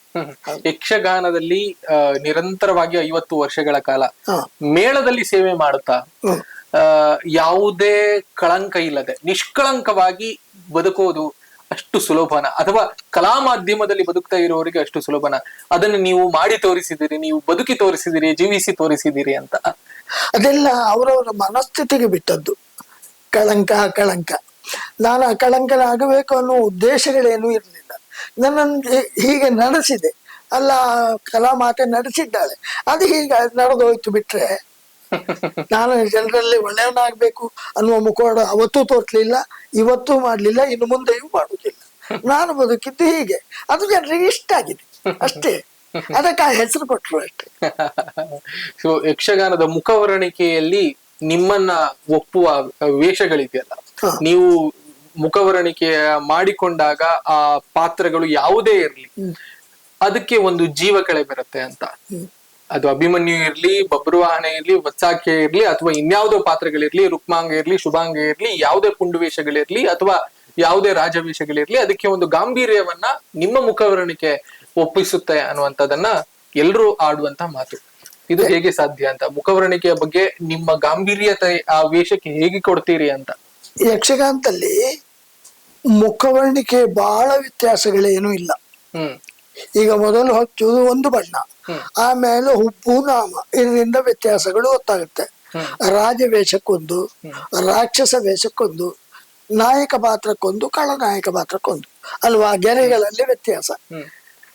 ನಾನು ಅವತ್ತಿನಿಂದಲೂ ಬಣ್ಣಕ್ಕೆ ಕೂತಾಗ ನನ್ನ ಪಾತ್ರ ಇಂಥದ್ದು, ಅದರ ಗುಣ ಹೀಗೆ, ಅದ್ರಲ್ಲಿ ಬೇರೆ ಎಂಥದ್ದು ಮಾಡ್ಲಿಕ್ಕೆ ಹೋಗ್ಲಿಲ್ಲ ನಾನು. ನನ್ನ ಪಾತ್ರ ಇದು. ನಾನು ಕೃಷ್ಣ ಮಾಡಿದ್ರೆ ಇವತ್ತು ಕೃಷ್ಣ ನನ್ನ, ಅದಕ್ಕೆ ಸರಿಯಾಗಿ ಮೇಕಪ್ ಮಾಡ್ತಾ ಇರುತ್ತೆ, ಅದು ಕೃಷ್ಣನಾಗಿಯೇ ಬಂತು ಅಷ್ಟೇ. ಅಲ್ಲ, ನಂದು ಇವತ್ತು ಒಂದು ಹೊರತದ ಅಭಿಮನ್ಯು ವೇಷ, ನಂದು ಇವತ್ತು ಅಭಿಮನ್ಯು, ನಾನೀಗ ಅಭಿಮನ್ಯು ಆಗ್ತಾ ಇದ್ದೇನೆ, ಅದನ್ನೇ ಕಲ್ಪನೆಯಲ್ಲಿ ಇಟ್ಕೊಂಡು ಮಾಡ್ತಾ ಇದ್ದೇನೆ. ಅದು ಆಯ್ತು, ಬಿಟ್ರೆ ಬೇರೆ ಅದಕ್ಕೆ ಬದಲಾವಣೆಗಳೆಂತ ಕಾಣ್ಲಿಲ್ಲ ನನಗೆ. ಸೊ ರಂಜನ್ ಕಟ್ಟ ಮೇಳ ಆದ್ಮೇಲೆ ನೀವು ಈ ಕಡೆಗೆ ಬರ್ತೀರಿ ಅಲ್ಲ, ಅದಕ್ಕೂ ಮೊದಲು ನಾಗರಕೊಡಿಗೆ ಮೇಳಕ್ಕೆ ಗೋಳಿಗರಡಿಗೆ ಬಂದ್ರಿ. ಸೊ ಅದಾದ್ಮೇಲೆ ಸಾಲಿಗ್ರಾಮ ಡೇರೆ ಮೇಳದ ಪ್ರವೇಶ ನಿಮ್ದು ಆಯ್ತು. ಸೊ ಸಾಲಿಗ್ರಾಮ ಆದ್ಮೇಲೆ ನಿರಂತರವಾಗಿ ಸುದೀರ್ಘ ಸೇವೆಯನ್ನ ಮಾಡಿರೋದು ಪೆರಡೂರು ಮೇಳದಲ್ಲಿ. ಸುಮಾರು ನನಗೆ ಗೊತ್ತಿರುವ ಹಾಗೆ 3 ದಶಕ ಅಂತಾನೆ ಇಟ್ಕೊಳ್ಬಹುದು. ಸೊ ನಿರಂತರವಾಗಿ ಡೇರೆ ಮೇಳದ ಅಭಿಮಾನಿಗಳಿಗೆ ನೀವು ರಂಜಿಸಿದವರು, ಜೊತೆಗೆ ಅತಿಥಿ ಕಲಾವಿದರಾಗಿ ಕೂಡ ಬೇರೆ ಬೇರೆ ಸಂದರ್ಭದಲ್ಲಿ ನೀವು ಜನರಿಗೆ ಇಷ್ಟವಾದಂತಹ ಕಲಾವಿದರು ಕೂಡ. ಹೇಗೆ ಸಾಧ್ಯ ಆಯ್ತು? ಅಥವಾ ರಂಜನಕಟ್ಟೆ ಮೇಳದಿಂದ ಪೆರಡೂರು ಮೇಳದ ಕೊನೆಯ ದಿನಗಳ ತನಕವೂ ಕೂಡ ಒಂದು ಕ್ಷಣ ನೆನಪಿಸಿಕೊಳ್ಳೋದಾದ್ರೆ ಹೇಗಿತ್ತು ನಿಮ್ಮ ಪ್ರಯಾಣ? ಉಳಿದದ್ದು ಯಾವುದು ಬೇಡ ನಮಗೆ. ನನಗೆ ಬದುಕು ಕೊಟ್ಟಿದ್ದು, ಅನ್ನ ಕೊಟ್ಟಿದ್ದು, ಸುಖ ಕೊಟ್ಟಿದ್ದು, ಅಭಿಮಾನದ ಮೆಚ್ಚುಗೆಯ ಮಾತು ಕೊಟ್ಟಿದ್ದು ಎಲ್ಲವೂ ರಂಗ. ಆದ್ರಿಂದ ನಾನು ಬೇರೆ ಯಾವುದರ ಬಗ್ಗೆಯೂ ವಿಚಾರ ಮಾಡ್ಲಿಕ್ಕೆ ಹೋಗಲೇ ಇಲ್ಲ. ಅದು ಈಗಲೂ ಅಷ್ಟೇ, ನನಗೇನಾದ್ರೂ ಬೇಕು ಅಂತಾದ್ರೆ ನಾನು ಹೊರಗಡೆ ಹೋದೆ ಬಂದೆ, ಮತ್ತೆ ಯಾರೋ ಸಿಕ್ಕಿದ್ರು ನಿಂತ್ಕೊಂಡು ಮಾತಾಡುವ ಅಭ್ಯಾಸಗಳಿಲ್ಲ. ನಾನು ಯಕ್ಷಗಾನದಲ್ಲಿದ್ದಾಗಲೂ ಹಾಗೆ, ಇಲ್ಲಿಂದ ಹೊರಟೆ ಚೌಕಿಯಿಂದ ಹೊರಟೆ ಮನೆ, ಇಷ್ಟೇ. ಅದು ಜನರಿಗೆ ಇಷ್ಟ ಆಯ್ತು. ಸುಮಾರು 50 ದಶಕಗಳ ಕಾಲ ನೀವು ಬೇರೆ ಬೇರೆ ಮೇಳಗಳಲ್ಲಿ ದುಡಿದಿದ್ದೀರಿ. ಸಾಲಿಗ್ರಾಮ ಮತ್ತೆ ಪೆರಡೂರು ಅಂತಹ ದೊಡ್ಡ ದೊಡ್ಡ ಡೇರೆ ಮೇಳಗಳಲ್ಲಿ ಅನೇಕ ಹೆಸರಾಂತ ಪ್ರಖ್ಯಾತ ಪ್ರಸಿದ್ಧ ಕಲಾವಿದರ ಜೊತೆಗೆ ನೀವು ಕೆಲಸ ಮಾಡಿದ್ದೀರಿ. ನಿಮ್ಮ ಹಿರಿಯ ಮತ್ತು ಕಿರಿಯರ ಸಹಪಾಠಿಗಳು ಅಥವಾ ಸಹೋದ್ಯೋಗಿಗಳು ಅಂತಾನೆ ಕರೆಯೋಣ, ಸೊ ಅವರ ಜೊತೆಗಿನ ನಂಟು ನಿಮ್ಮಲ್ಲಿ ಹೇಗಿತ್ತು ಅಂತ? ಹಿರಿಯರೆಲ್ಲರೂ ನನ್ನನ್ನು ಆಗ ಚೆನ್ನಾಗಿ ಪ್ರೀತಿಸ್ತಾ ಇದ್ರು. ಎಲ್ಲಿವರೆಗೆ ಕೇಳಿದ್ರೆ ನಾನು ರಂಗ ಪ್ರವೇಶ ಮಾಡ್ತಾ ಇದ್ದೆ. ನನಗೆ ಬಹುಶಃ ರಂಗದ ಮಾಹಿತಿಗಳಷ್ಟೆಲ್ಲ ಇಲ್ಲ, ಮಾತುಗಾರನೂ ಅಲ್ಲ, ತೀರ ಕುಡಿತಗಾರನೂ ಅಲ್ಲ, ಏನು ಒಂದು ಲವಲವಿಕೆ ಇತ್ತು. ಇದು ನಿಮ್ಮ ಹೆಚ್ಚುಗಾರಿಕೆ. ಅಲ್ಲ ಹಾಗೆಲ್ಲ. ಹಾಗೆ ನನ್ನ ಪ್ರವೇಶ ಆದ್ರೂ ಕೂಡಲೇ ನಾನು ಗಮನಿಸ್ತಾ ಇದ್ದೆ, ಹಿರಿಯ ಕಲಾವಿದರು ಬಂದು ನೋಡುವ, ಒಂದು ಚುಟ್ಟು ನೋಡುವ. ಅದು ನನಗೆ ದೇವರು ಕೊಟ್ಟು ವರ ಅಲ್ವಾ, ಯಕ್ಷಗಾನ ಮಾತೆಯ ಅನುಗ್ರಹ. ಅದಕ್ಕೆ ಬೇರೆ ಅಂತ ಹೇಳಲಿಕ್ಕೆ ಸಾಧ್ಯ ಇಲ್ಲ. ಮತ್ತೆ ಹಿರಿಯರು ನನ್ನನ್ನು ಬಹಳ ಪ್ರೀತಿಯಿಂದ ನೋಡ್ಕೊಳ್ತಾ ಇದ್ರು. ಹೌದು, ಅದು ನನಗೆ ಬೆಳವಣಿಗೆಗೆ ಒಂದು ಕಾರಣ ಆಯ್ತು. ಕೇಳ್ತಿದ್ದೆ ನಾನು, ತಿಳಿದವರು ಹೇಳಿಕೊಡ್ತಿದ್ರು, ನಾನು ಅದರಲ್ಲಿ ನನಗೆ ಬೇಕಾದ್ದನ್ನು ನಾನು ಅಳವಡಿಸಿಕೊಡ್ತಿದ್ದೆ. ಮತ್ತೆ ನನ್ನದೊಂದು ಅಭ್ಯಾಸ ಇತ್ತು ಆಗ, ಪಾತ್ರಗಳು ಸಣ್ಣ ಸಣ್ಣದೇ ಆದ್ರೂ ಕೂಡ ನನ್ನ ವೇಷ ಮುದ್ರೆ ನಾನು ನಿದ್ರೆ ಬರ್ತಿರ್ಲಿಲ್ಲ. ರಂಗಸ್ಥಳದ ಹತ್ರ ಡೇರೆ ಒಳಗೆ ಹೋಗ್ತಿರ್ಲಿಲ್ಲ, ಹೊರಗಡೆಯಿಂದ ನಿಂತ್ಕೊಂಡು ಆಟ ನೋಡ್ತಿದ್ದೆ. ಯಾವ್ಯಾವ ಕಲಾವಿದ್ರು ಏನೇನ್ ಮಾಡ್ತಿದ್ರು, ಯಾವ ನಡೆಗಳು. ಹೌದು, ಅದು ಒಬ್ಬೊಬ್ಬರಿಂದ ಒಂದೊಂದು ಸಿಗ್ತಾ ಇತ್ತು ನಮಗೆ ಬೇಕಾದಾಗ ಬಳಸ್ಕೊಳ್ಲಿಕ್ಕೆ. ಸೊ ನಿಮ್ಮ ಕಾಲಘಟ್ಟದ ನೀವು ಅನುಭವಗಳನ್ನ ನೀವು ಹಂಚಿಕೊಂಡ್ರಿ. ಆದ್ರೆ ಈಗ ಅಂದ್ರೆ ಈಗಿನ ಕಲಾವಿದರಲ್ಲಿ ನಾನು ಗಮನಿಸಿದ ಮಟ್ಟಕ್ಕೆ ನೋಡೋದಾದ್ರೆ, ಅಥವಾ ಸಾಮಾನ್ಯವಾಗಿ ಸಾರ್ವಜನಿಕ ವಲಯದಲ್ಲಿ ಇರುವಂತಹ ಒಂದು ಅಭಿಪ್ರಾಯವನ್ನ ನಾವು ಗಮನಿಸೋದಾದ್ರೆ, ಈಗ ಹಿರಿಯರನ್ನ ಕೇಳಿ ತಿಳಿದುಕೊಳ್ಳುವಂತಹ ಮನಸ್ಥಿತಿ ಯುವ ಕಲಾವಿದರಲ್ಲಿ ಇಲ್ಲ ಅನ್ನುವಂಥದ್ದನ್ನ ಮಾತಿದೆ. ಇಲ್ಲ ಅನ್ನೋದು ಮನಸ್ಥಿತಿ ಉಂಟು, ಪುರ್ಸೋತಿಲ್ಲ ಅವರಿಗೆ. ಈ ಮೊಬೈಲ್ ಯುಗದಲ್ಲಿ ಪುರ್ಸೋತಿಲ್ಲ. ಹಗಲಿಡೀ ಮನೆಗೆ ಹೋಗೋದು, ಬಂದು ಕೂಡಲೇ ಮೊಬೈಲ್ ನೋಡೋದು. ಇಂಥ ಪಾತ್ರ ಅಂತ ಗೊತ್ತಿರುತ್ತೆ, ಮಾಡಿ ಅಭ್ಯಾಸ ಇರುತ್ತೆ. ಕೇಳ್ಬೇಕು ಅನ್ನೋ ಮನಸ್ಸಿಗೆ ಇರ್ತದೆ, ಇಲ್ಲದೆ ಹೋದ್ದೇನಲ್ಲ. ಆದ್ರೆ ಅದೇ ನನ್ನ ಜೀವನದಲ್ಲಿ ನನಗೆ ಎಷ್ಟೋ ಜನ ಕಲಾವಿದರು ಸಿಕ್ಕಿದ್ದಾರೆ. ನನ್ನ ಪ್ರವೇಶ ಕಡೆಗೆ, ಅವರ ಪ್ರವೇಶ ಮೊದಲು. ನಾನು ಮೊದಲು ವೇಷ ಕೂತಿರ್ತೇನೆ, ಅವರು ಕಡೆಗೆ ಬಂದು ವೇಷ ಮಾಡ್ಕೊಂಡು ಹೋಗ್ತಾರೆ. ಹೋಗುವಾಗ ನಾನು ಎಂತ ಹೇಳ್ಬೇಕು ಕೇಳ್ತಾರೆ. ಇಲ್ಲಿ ನಾನು ವೇಷ ಮಾಡ್ಕೊಳ್ಬೇಕು, ಅವ್ರಿಗೆ ಎಂತ ಹೇಳ್ಬೇಕು. ಈ ಜಾತಿ ಮನಸ್ಥಿತಿ ಎಂತ ಮಾಡ್ಲಿಕ್ಕಿಲ್ಲ. ಹಾಗಂತ ಈಗ ಬೇಕಾದಷ್ಟು ಜನ ಪ್ರತಿಭಾವಂತ ಕಲಾವಿದರಿದ್ದಾರೆ, ಯುವಕರು. ತುಂಬಾ ಖುಷಿ ಆಗ್ತಾ ಇದ್ದೆ. ಯಕ್ಷಗಾನ ಕಲೆ ಶ್ರೀಮಂತ ಆಗ್ತಾ ಇದೆ, ಕಲಾವಿದರನ್ನು ಬಹಳ ಜನರನ್ನು ಕೊಡ್ತಾ ಇದೆ. ಯಕ್ಷಗಾನ ಶ್ರೀಮಂತ ಆಗೋದಕ್ಕೆ ನಿಮ್ಮ ಕೊಡುಗೆ ಕೂಡ ಅಪರಾಧದು. ನನ್ನದು ಅಲ್ಲ, ನನ್ನ ಹೊಟ್ಟೆ ಪಾಡಿದ್ರು ಜೀವನ ಅಲ್ಲ. ಅದು ಹಾಗೆ ಆಗಿದೆ ಅಂತಾದ್ರೆ ನಾನು ಯೋಗ ಅಂತ ಭಾವಿಸ್ತೇನೆ ಅಷ್ಟೇ. ಸೊ ಯಕ್ಷಗಾನದಲ್ಲಿ ಯಕ್ಷಗಾನದ ಪ್ರವೇಶವನ್ನ ಪಡೆಯುವಂತಹ ಯುವ ಕಲಾವಿದರಿದ್ದಾರಲ್ಲ, ಮತ್ತೆ ನಿಮ್ಮನ್ನ ನೋಡಿ ಬೆಳೆದವರಿದ್ದಾರಲ್ಲ, ನಾನು ಒಂದ್ ದಿವಸ ಯಕ್ಷಗಾನವನ್ನ ಗೋಪಾಲಾಚಾರ್ಯ ಹಾಗೆ ಕುಣಿಬೇಕು, ನಾನು ಒಂದ್ ದಿವಸ ಗೋಪಾಲಾಚಾರ್ಯರಾಗಿ ವೇಷವನ್ನ ಕಟ್ಟಬೇಕು, ರಂಗಸ್ಥಳದಲ್ಲಿ ನಾನು ಗೋಪಾಲಾಚಾರ್ಯ ಅವರ ಹಾಗೆ ನಾನು ಕುಣಿಬೇಕು, ಮಾತನಾಡಬೇಕು, ನಿಲ್ಬೇಕು ಅಂತ ಅನುಕರಣೆಯನ್ನ ಮಾಡಬೇಕು ಅನ್ನೋರು ಎಷ್ಟೋ ಜನ ಇದ್ದಾರೆ. ಈಗಲೂ ಕೂಡ ರಂಗಸ್ಥಳದಲ್ಲಿ ಬಹುಬೇಡಿಕೆ ಮೇಳಗಳಲ್ಲಿ ಇರೋರು ಇದ್ದಾರೆ. ಇದ್ರ ಬಗ್ಗೆ ಏನ್ ಅನ್ಸುತ್ತೆ ನಿಮ್ಗೆ? ನಿಮ್ಮನ್ನ ಅನುಕರಣೆ ಮಾಡುವವರು ಕೂಡ ಇದ್ದಾರೆ ಸಾಕಷ್ಟು ಮಂದಿ ಅನ್ನೋ. ಅಲ್ಲ, ಅನುಕರಣೆ ಮಾಡಿದ್ರೆ ಅದು ಒಬ್ಬ ಕಲಾವಿದರ ಯೋಗ್ಯತೆ ಅಂತಲೇ ಹೇಳ್ಬೇಕಲ್ವಾ. ಒಟ್ಟು ಎಲ್ಲರೂ ಅನುಕರಣೆ ಮಾಡ್ತಾರ. ಈಗ ಸಿನಿಮಾ ಕ್ಷೇತ್ರದಲ್ಲಿ ನೋಡಿ, ಡಾಕ್ಟರ್ ರಾಜ್ಕುಮಾರ್ ಅವರಲ್ಲಿ ತೆರೆಯಲ್ಲಿ ಅನುಕರಣೆ ಮಾಡ್ಲಿಕ್ಕೆ ಆಗದಿದ್ರು ಕೆಲವಷ್ಟು ಕಾರ್ಯಕ್ರಮದಲ್ಲಿ ಮಾಡ್ತಾರೆ. ರಾಜ್ಕುಮಾರರಾಗಿ ಬರ್ತಾರೆ, ವಿಷ್ಣುವರ್ಧನ್ ಆಗಿ ಬರ್ತಾರೆ, ಮತ್ತೊಬ್ಬರಾಗಿ ಬರ್ತಾರೆ. ಉಳಿದವ್ರದ್ದು ಯಾಕೆ ಮಾಡುದಿಲ್ಲ? ಅವರದ್ದು ಮಾಡ್ತಾರೆ ಅಂತ ಆದ್ರೆ ಅವರ ಮೇಲೆ ಪರಿಣಾಮ ಬೀರಿದ್ದಾರೆ ಅಂತ ಅಲ್ವಾ. ಅದನ್ನ ಜನ ಒಪ್ಪಿದ್ದಾರೆ ಅಂತಾದ್ರೆ ನಾವು ಸಂತೋಷ ಪಡ್ಬೇಕು, ನನಗೆ ಅದ್ರಲ್ಲಿ ಬೇಸರ ಇಲ್ಲ. ಆದ್ರೆ ಹಾಗೆ ಮಾಡಿ ಇವನ ಹೆಸರನ್ನು ಹಾಳು ಮಾಡದೇ ಇರ್ಲಿ ಅಲ್ವಾ. ಹೌದು. ಸೊ ಪೆರಡೂರು ಮೇಳಕ್ಕೆ ಬಂದ್ರೆ, ನೀವು ಕಾಳಿಂಗನಾವುಡರ ಜೊತೆಗೂ ಕೂಡ ಸಾಲಿಗ್ರಾಮ ಮೇಳದಲ್ಲಿ ಒಡನಾಟವನ್ನ ಮಾಡಿದವರು, ಅವರನ್ನ ನಾವು ಕಳೆದುಕೊಂಡಿದ್ದೇವೆ. ಇತ್ತೀಚೆಗಷ್ಟೇ ಸುಬ್ರಹ್ಮಣ್ಯ ಧಾರೇಶ್ವರ ಅವರನ್ನ ನಾವು ಕಳೆದುಕೊಂಡಿದ್ದಾರೆ. ಅವರಿಬ್ಬರ ನಡುವಿನ ಒಡನಾಟದ ಬಗ್ಗೆ ಮಾತನಾಡೋದಾದ್ರೆ, ಕಾಳಿಂಗನಾವುಡರ ಬಗ್ಗೆ ಯಾರು ಏನ್ ಮಾತಾಡ್ಲಿಕ್ಕೆ ಕೊಟ್ರಿ, ಅವರೇ ಮತ್ತೆ ಅದಕ್ಕೆ ಒಂದು ಹೋಲಿಕೆ ಇಲ್ಲ. ಈಗ ಯಾರೆಲ್ಲ ಹೇಳ್ತಾರೆ ಕಾಳಿಂಗನಾವುಡರನ್ನು ನೆನಪಿಸಿದ, ಎಂತ ನೆನಪಿಸ್ತಾರ್ಲಿ. ಸುಮ್ನೆ ಅಂತದೆಲ್ಲ ಹೇಳ್ಬಾರ್ದು.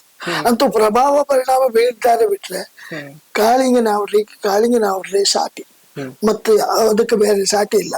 ಅವರಿಗೆ ಮತ್ತೆ ನಾನು ಕೇಳುದು, ನನ್ನದು ಅವ್ರದ್ದು ಸರಿ ವರ್ಷ.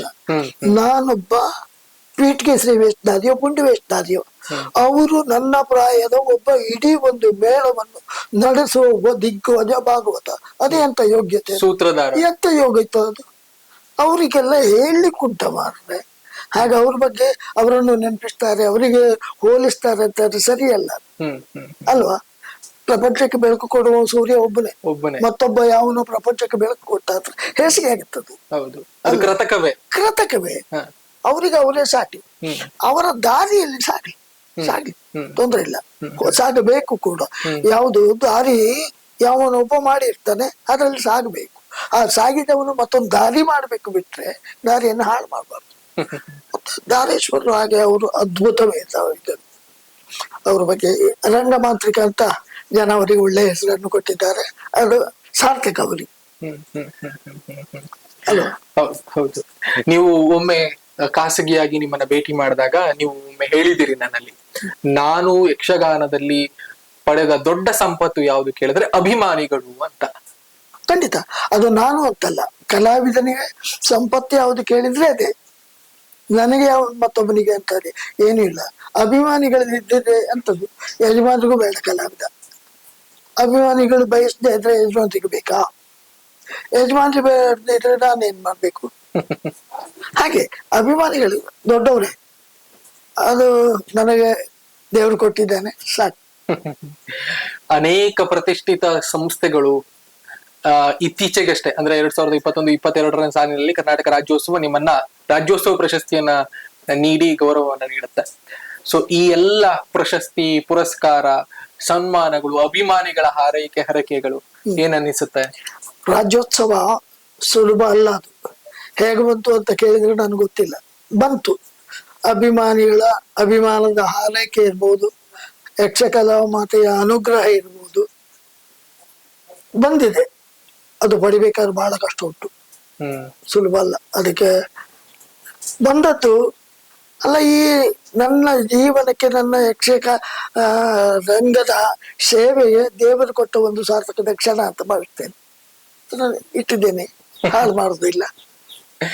ಒಂದು ಮಾತನ್ನ ನಾನು ಇಲ್ಲಿ ಉಲ್ಲೇಖಿಸಲೇಬೇಕು. ಯಾಕೆ ಕೇಳಿದ್ರೆ, ಸೊ ಈ ಹಿಂದೆಯೂ ಕೂಡ ಒಮ್ಮೆ ಸಂದರ್ಶನ ಮಾಡುವಾಗ ಗೋಪಾಲಾಚಾರ್ಯರು ಹೇಳಿದ್ರು, ನನಗೆ ರಾಜ್ಯೋತ್ಸವ ಪ್ರಶಸ್ತಿಯನ್ನ ಪಡೆಯುವಂತಹ ಅಥವಾ ಅದಕ್ಕೂ ಕೂಡ ಹೆಚ್ಚಿನ ಅಥವಾ ದೊಡ್ಡ ಮಟ್ಟದ ಪ್ರಶಸ್ತಿಗಳನ್ನ ಪಡೆಯುವುದಕ್ಕೆ ವಿಶೇಷವಾದ ಕೈಗಳು ನನ್ನಲ್ಲಿಲ್ಲ ಅಂತ ಅವ್ರು ಹೇಳಿದ್ರು. ಅಂದ್ರೆ ಪ್ರಶಸ್ತಿಗಳ ಹಿಂದೆ ಅವ್ರು ಹೋಗಿದ್ದಲ್ಲ, ನನ್ನ ಸೇವೆ ಏನು, ನಾನು ಮಾಡಬೇಕಾಗಿರೋದೇನು ಅದನ್ನ ಚಾಚೂ ತಪ್ಪದೆ ಶ್ರಮ ವಹಿಸಿ ಯಕ್ಷರಂಗದಲ್ಲಿ ಅವರು ದುಡಿದವರು ಅನ್ನೋದಕ್ಕೆ ಕರ್ನಾಟಕ ರಾಜ್ಯೋತ್ಸವ ಅವರಿಗೆ ದೊರಕಿರೋದೇ ಸಾಕ್ಷಿ ಅಂತ ನನಗನ್ನಿಸುತ್ತೆ. ಅದಕ್ಕೆ ಇವತ್ತು ತೂಕ ಬಂದಿದೆ ಅಂತ ಹೇಳಿದ್ರೆ ತಪ್ಪಾಗ್ಲಿಕ್ಕಿಲ್ಲ. ಯಕ್ಷರಂಗದಲ್ಲಿ ಇವತ್ತಿಗೂ ಕೂಡ ನಿರಂತರವಾದಂತಹ ಸೇವೆಯನ್ನ ಮಾಡ್ತಾ ಇದ್ದಾರೆ ಮತ್ತು ಅವರು ಆ ಒಂದು ಬೇಡಿಕೆಯನ್ನ, ಆ ಒಂದು ಅಭಿಮಾನ ವನ್ನ ಇವತ್ತು ಕೂಡ ಉಳಿಸಿಕೊಂಡಿದ್ದಾರೆ ಅನ್ನುವಂಥದ್ದು ಬಹಳ ಪ್ರಮುಖವಾಗಿ. ಯಕ್ಷಗಾನ ನೋಡುವಾಗ ಪೌರಾಣಿಕ ಪ್ರಸಂಗಗಳಿರ್ಲಿ ಅಥವಾ ಸಾಮಾಜಿಕ ಪ್ರಸಂಗಗಳಿರ್ಲಿ, ಎಲ್ಲವೂ ನೋಡುವ ಕಲಾವಿದರು ಮತ್ತೆ ಅಭಿಮಾನಿಗಳು ಎಷ್ಟು ಇದ್ದಾರೋ ಸೊ ಅಷ್ಟೇ ವಿಮರ್ಶಕರು ಕೂಡ ಇದ್ದಾರೆ. ಹೌದು, ವಿಮರ್ಶಕರಿಗೆ ಅಚ್ಚುಮೆಚ್ಚಾಗಿ ಉಳಿಯುವ ಕಲಾವಿದರು ಬಹಳ ಕಡಿಮೆ. ಅಂತವರಲ್ಲಿ ನೀವು ಕೂಡ ಒಬ್ರು ಅಂತ. ದೇವರು ದೊಡ್ಡ. ಏನ್ ಅನ್ನಿಸುತ್ತೆ? ಅಲ್ಲ, ಖುಷಿ ಆಗುತ್ತಪ್ಪ, ಖುಷಿ ಆಗುತ್ತೆ. ಈಗ ಒಬ್ಬ ಕಲಾವಿದರನ್ನು ನೋಡುವುದಲ್ಲ, ನಾವು ಮಾಡೋದು ಅಷ್ಟೇ ಅಲ್ವಾ? ಹೌದು. ಈಗ ನಮಗ್ ಬೇಕು ಅಂತ ಅಂದ್ರೆ ಬೇರೆಯವ್ರ ಕೈ ಆಗ್ತಿತ್ತು, ಅಯ್ಯೋ ನಮಗೊಂಚೂರು ಕೊಟ್ಟಿದ್ರೆ ಆಗ್ತಿತ್ತು. ನಾನು ಇವತ್ತಿನವರೆಗೂ ಅದರ ಹಿಂದೆ ಹೋದವನೇ ಅಲ್ಲ. ನನಗೆ ನನ್ನ ದುಡಿಮೆಗೆ ದೇವರು ಏನು ಸಂಭಾವನೆ ರೂಪದಲ್ಲಿ ಕೊಟ್ಟಿದ್ದಾರೆ, ಅದು ಸಾಕು ನನಗೆ, ನನ್ನ ಜೀವನದ ತೃಪ್ತಿಗೆ. ಆದ್ರೆ ನಾನು ಬಯಸಲಿಕ್ಕಿಂತ ಬೇರೆ ಹೆಚ್ಚು ಕೊಟ್ಟಿದ್ದಾನೆ. ನಾವು ಕೇಳಬಾರ್ದು, ನೀವು ನಮ್ಮ ಅಭಿಮಾನಿಗಳಿಂದ ಹಾಗೆ ಅಂತ ನಾವು ಹೇಳಬಾರ್ದು. ನಮ್ಮನ್ನು ಕಂಡು ನೀವು ನಮ್ಮನ್ನು ಪ್ರೀತಿಸಬೇಕು, ನಮ್ಮ ಅಭಿಮಾನಿ ನೀವು ಆಗ್ಬೇಕು. ನನಗೊಂದು ಸನ್ಮಾನ ಮಾಡಿ ಅಂತ ನಾನು ನಿಮ್ಮ ಹತ್ರ ಕೇಳಬಾರ್ದು. ನನ್ನನ್ನು ಕಂಡು ನಿಮಗೊಂದು ಸನ್ಮಾನ ಮಾಡ್ಬೋದು ಅಂತ ನೀವು ಅಭಿಮಾನಿಗಳು ಮಾಡ್ಬೇಕು. ನಾವು ನಿಮ್ಗೆ ಏನಾದ್ರು ಮಾಡ್ಕೊಳ್ತೇವೆ, ನನಗೊಂದು ಸನ್ಮಾನ ಮಾಡಿ, ಬೇರೆಯವ್ರಿಗೆ ತಾಗೀತಿದ್ದು ಅದಕ್ಕೆ ಹೇಳುವುದಲ್ಲ. ನಮಗೆ ನಮ್ಮ ಕಲೆ ಹಿಂದಿನ ದೇವರ ಅನುಗ್ರಹದಿಂದ ಏನು ಬರುತ್ತೋ ಅದು ಮಾತ್ರ ಶಾಶ್ವತ. ನಾವು ಅದಕ್ಕೆ ಏನೋ ಕೊಟ್ಟು ಒಂದು ತಕ್ಕೊಳ್ಳೋದು ಅಲ್ಲ, ಬೇಡ ಬೇಡ. ನನಗೆ ಏನೇ ಬಂದಿದ್ದು ಅದು ನನ್ನ ಕಲೆಯ ಪರಿಶ್ರಮ, ಕಲಾಮಾತೆಯ ಅನುಗ್ರಹ. ನಾನು ಯಾರ ಹತ್ರವೂ ಕೇಳಿದವ ಅಲ್ಲ, ಇನ್ನೂ ಕೇಳುವುದಿಲ್ಲ ಈ ಕ್ಷಣಕ್ಕಾದ್ರು. ಈಗ ನಾನು ಸಾಧಾರಣ 3 ತಿಂಗಳಾಯ್ತು ಆಟ ಇಲ್ಲದೆ ಮನೆಯಲ್ಲಿ. ಅಯ್ಯೋ ನನಗೆ ಆಟ ಇಲ್ಲ ಮಾರ್ರೆ, ಪಂಚತಿಗೆ ಇಲ್ಲ. ಬಂದ್ರೆ ಯಾರು ಕರೆದ್ರೆ ಹೋಗ್ತೇನೆ ಅಷ್ಟೇ, ಹೋಗೋದಿಲ್ಲ. ಬಹಳ ಕಷ್ಟ ಆಗುತ್ತೆ ಅಲ್ಲ, ಹೊರಗಡೆ ಹೋಗು, ಮೊದ್ಲಿನಿಂದ ಹೊರಗಡೆ ಹೋಗುವ ಅಭ್ಯಾಸ ಕೂಡ ಇಲ್ಲ. ಈ ಪರಿಸರ ಚೆನ್ನಾಗಿದ್ರು ಹೊರಗಡೆ ಹೋಗಿ ಕೂತ್ಕೊಳ್ಳುವ ಅಭ್ಯಾಸ ನಮಗಿಲ್ಲ ಮನೆಯಲ್ಲಿ. ನೀವು ಯಾವಾಗ್ಲೇ ನಾನು ಕಾರ್ಯಕ್ರಮ ಒಂದರ ಹೊರತಾಗಿ ಫೋನ್ ಮಾಡಿ ನಾನು ಮನೇಲೇ ಇರ್ತೇನೆ ಬಿಟ್ಟರೆ ಬೇರೆ ಎಲ್ಲಿ. ಸುಮ್ಮನೆ ಕುತೂಹಲಕ್ಕೆ, ಈಗ ಯಕ್ಷಗಾನದಲ್ಲಿ ಏನಂದ್ರೆ ಪೈಪೋಟಿಯ ಒಂದು ಗಲಾಟೆಯಲ್ಲಿ, ಹೌದು ಪೈಪೋಟಿ, ಈಗ ನನ್ನ ರಂಗಸ್ಥಳದಲ್ಲಿ ನನ್ನ ಮುಂದೆ ಇರುವಂತ ಕಲಾವಿದ ನನಗಿಂತ ಮೇಲೆ ಹೋಗ್ಬಾರದು ಅನ್ನುವಂತ ದೃಷ್ಟಿಯಲ್ಲಿ ಎಷ್ಟೋ ಜನರು ಆ ಕಲಾವಿದನನ್ನ ಕೆಳಗೆ ಒತ್ತುವಂತ ಪ್ರಯತ್ನವನ್ನ ಮಾಡುವವರು ತುಂಬಾ ಜನ ಇದ್ದಾರೆ. ಸೊ ಆದ್ರೆ ನೀವು ಯಾವತ್ತೂ ಕೂಡ ಎದುರಿ ಇರುವಂತ ಕಲಾವಿದನನ್ನ ನೀವು ಹಾಗೆ ಮಾಡಿದವರೇ ಅಲ್ಲ. ಸಾಧ್ಯ ಆದ್ರೆ ಆ ಕಲಾವಿದನನ್ನ ಮೇಲೆತ್ತುವಂತ ಪ್ರಯತ್ನವನ್ನ ನೀವು ಮಾಡಿದವರು. ಸೊ ಅದ್ರ ಬಗ್ಗೆ ನಿಮ್ಗೆ ಏನ್ ಅನ್ಸುತ್ತೆ? ಅಂದ್ರೆ ಸಾಮಾನ್ಯವಾಗಿ ಯಾರೋ ಒಬ್ಬ ರಂಗ ಪ್ರವೇಶವನ್ನ ಹೊಸದಾಗಿ ಮಾಡಿರ್ತಾರೆ, ಹೌದು. ಸೊ ಅಂತವನನ್ನ ಬೆಳೆಸುವಂತಹ ಸ್ಥಾನದಲ್ಲಿ ನಿಂತುಕೊಂಡು ಆ ರೀತಿ ಮಾಡೋದು ಸರಿಯಾ? ಅದು ಈಗ ತುಂಬಾ ಯಕ್ಷಗಾನ ಮೇಳಗಳಲ್ಲಿ ಅಥವಾ ದೊಡ್ಡ ದೊಡ್ಡ ಕಲಾವಿದರ ಹೆಸರನ್ನ ಹೇಳೋದ್ ಬೇಡ, ಅದು ಆ ತರದ ಒಂದು ಅಲ್ಲ, ಕೆಲವರಿಗೆ ವರ್ತನೆ ಸರಿ ಅಂತ ಕೆಲವೊಂದು ಪ್ರವೃತ್ತಿ, ಅದು ಅಭ್ಯಾಸ ಅಂತ ಇಲ್ಲ.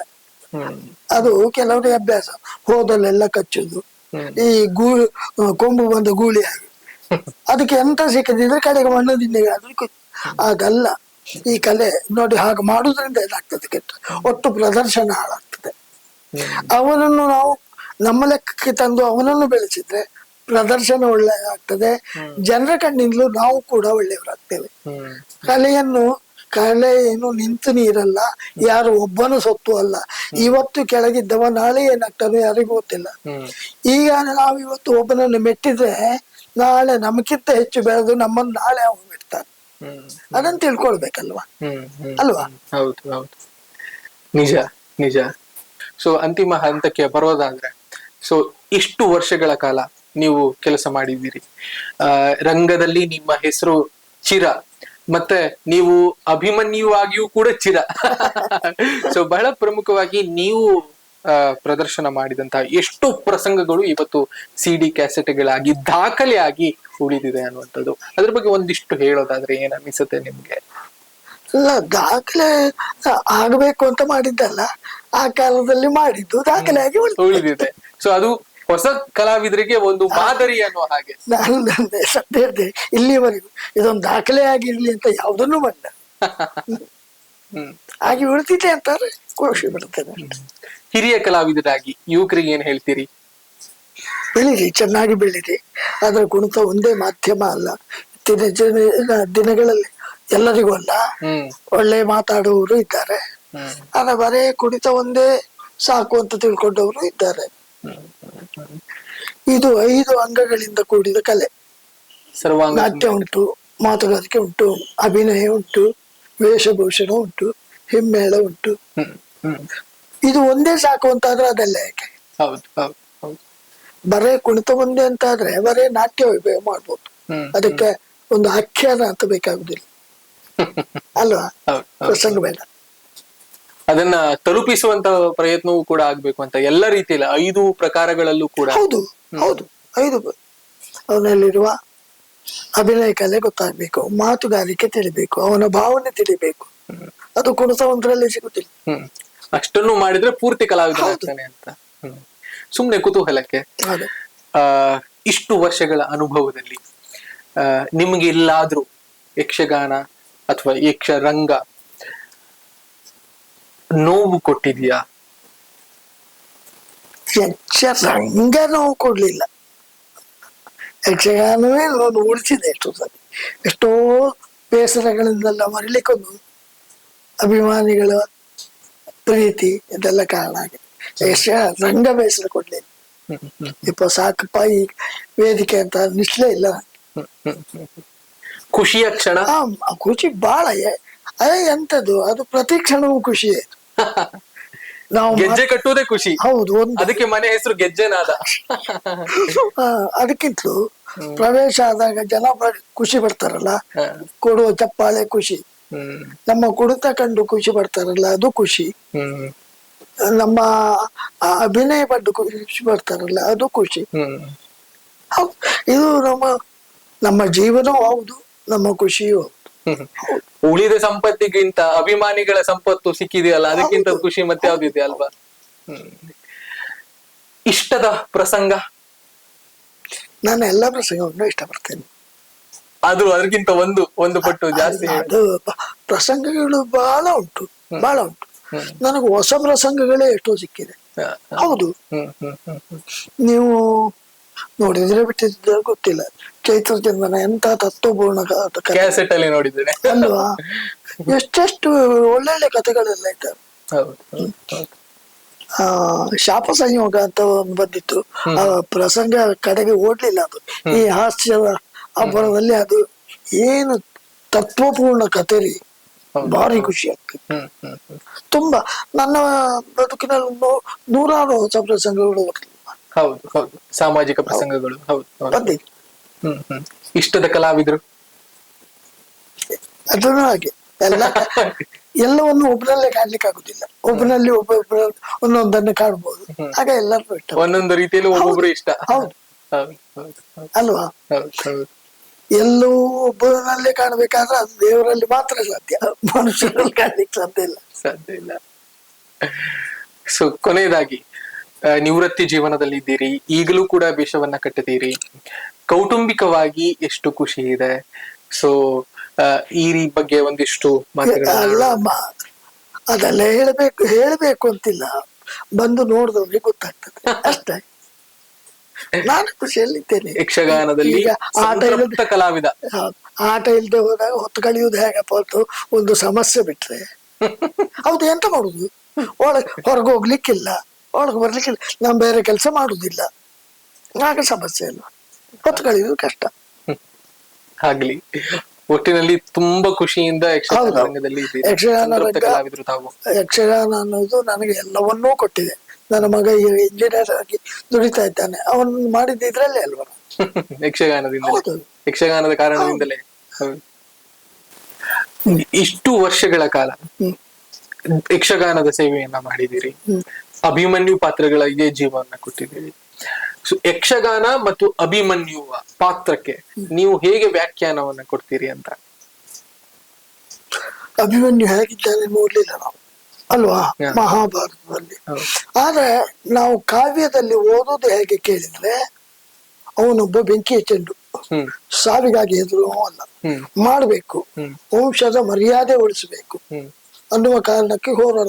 ಎಲ್ಲಿಯವರೆಗೆ ಹೋರಾಡಿದವ ಕೇಳಿದ್ರೆ, ಅವನ ಕೈ ಕತ್ತರಿಸಿದ್ರು ಲೆಕ್ಕ ಇಲ್ಲದೆ ಕಾಲಲ್ಲಿ ಚಕ್ರ ತೊಡೆದು ಪುಡಿ ಮಾಡಿ ಕೈಗಳಿಗೆ ಸಿಕ್ಕಿಕೊಂಡು ಸಾವು ಬದುಕು ಲೆಕ್ಕ ಅಲ್ಲ, ನನಗೆ ಇವತ್ತು ಕೆಲಸ ಇದನ್ನು ಮಾಡ್ಬೇಕು. ಅಭಿಮನ್ಯು ಅಂದ್ರೆ ಹಾಗೆ ನುಗ್ಗುದೆ ಹಾಗೆ ಅಭಿಮನ್ಯು ಪಾತ್ರ. ಆ ಕಾಲದಲ್ಲಿ ಭೀಷ್ಮರು ಹೇಳ್ತಾರೆ ಭಾರತ ರತ್ನ ಅವನು, ಆದ್ರೆ ಅವನಿಗೆ ವ್ಯಕ್ತಿತ್ವ ಎಷ್ಟು ದೊಡ್ಡದಿರ್ಬೋದು. ಮಹಾಭಾರತದಲ್ಲಿ ಅತ್ಯಂತ ಹಿರಿಯವರು ಅಂತ ಹೇಳಿದ್ರೆ ಭೀಷ್ಮರು, ಅತ್ಯಂತ ಕಿರಿಯವ ಯಾರು ಕೇಳಿದ್ರೆ ಅಭಿಮನ್ಯು. ಅಂತವ್ರು ಇವನಿಗೆ ಹೇಳಿದ್ರು ಭಾರತ ರತ್ನ ನೀನು ಅಂತ. ಆದ್ರೆ ಅವ ಹೇಗೆ ಬೆಳೆದಿದ್ದ ಲೆಕ್ಕ ಹಾಕಿ ಅಭಿಮನ್ಯು ಪಾತ್ರ ಮಾಡುವ ಅದನ್ನ ಕಲ್ಪನೆಯಲ್ಲಿ ಇಟ್ಕೊಂಡ್ರು ಸಾಕಾಯ್ತು. ಯಕ್ಷಗಾನವನ್ನ ಯಕ್ಷಗಾನದಲ್ಲಿ ಅದನ್ನು ತೋರಿಸ್ತಾರಲ್ಲ, ಅದು ಯಕ್ಷಗಾನದ ಹಿರಿಮೆ ಅಂತ ಹೇಳಿ. ಅಭಿಮನ್ಯು ಅಂದ್ರೆ ಹೀಗೆ ಅಂತ ಯಕ್ಷಗಾನದಲ್ಲಿ ತೋರಿಸ್ತಾರಲ್ಲ, ಅದು ಯಕ್ಷಗಾನದ ಹೆಗ್ಗಳಿಕೆ. ಪ್ರತಿ ಪಾತ್ರವನ್ನ ತೋರಿಸೋದು ಯಕ್ಷಗಾನಕ್ಕೆ ನೀವು ಕೊಡುವಂತ ವ್ಯಾಖ್ಯಾನ. ಬೇರೆ ಎಲ್ಲ ಮಾಧ್ಯಮಗಳಲ್ಲಿ ಬೇರೆ ಬೇರೆ ಪರಿಕರಗಳಿರ್ತದೆ. ಮಹಾಭಾರತ ತೋರಿಸ್ತಾರೆ, ನೂರಾರು ಸೈನಿಕರು, ಆನೆಗಳು, ಕುದುರೆಗಳು, ಅಭಿಮನ್ಯುವಿನ ಆಳು ಅಷ್ಟು ಎತ್ತರ ರಥ ಆಗಿತ್ತು. ಯಕ್ಷಗಾನದಲ್ಲಿ ಏನು ಇಲ್ಲದೆ ಅಭಿಮನ್ಯು ಹಾಗೆ ಅಂತ ತೋರಿಸಿ ಕೊಡ್ತಾರೆ ಅಂತ. ಆದ್ರೆ ಯಕ್ಷಗಾನದ ಹೆಗ್ಗಳಿಕೆ ಅಲ್ವಾ, ಎಂತ ವ್ಯಾಖ್ಯಾನ ಅದು. ಖಂಡಿತ. ಆಗ್ಲಿ, ನಿಮ್ಮ ಜೊತೆ ಮಾತಾಡಿ ಇಷ್ಟೊತ್ತು ಖುಷಿ ಆಯ್ತು. ಇಷ್ಟು ಜೊತೆಗೆ ನಿಮ್ಮ ಜೊತೆಗೆ ಪಾಲ್ಪಡುವುದಕ್ಕೆ ನಮ್ಗೆ ಅವಕಾಶ ಮಾಡಿಕೊಟ್ಟಿರೋದಕ್ಕೆ ಜನಪ್ರತಿನಿಧಿಯ ಪರವಾಗಿ ಅತ್ಯಂತ ಪ್ರೀತಿಯ ಧನ್ಯವಾದ. ನಮಸ್ಕಾರಗಳು. ನೀವು ಬಂದದ್ರಿಂದ ಇವತ್ತಿನ ದಿನ ಒಂದು ನನಗೆ ಸರಾಗವಾಗಿಲ್ಲ. ಮಳೆಗಾಲದಲ್ಲಿ ಆಗ್ಬೇಕಷ್ಟ ಅದೇ. ಧನ್ಯವಾದಗಳು. ನಮಸ್ಕಾರ. ಎಸ್, ಇದು ಈ ಹೊತ್ತಿನ ವಿಶೇಷ. ಮತ್ತೊಂದು ವಿಶೇಷ ಕಾರ್ಯಕ್ರಮದೊಂದಿಗೆ ನಿಮ್ಮ ಮುಂದೆ ಹಾಜರಾಗ್ತೀನಿ. ನಮಸ್ಕಾರ.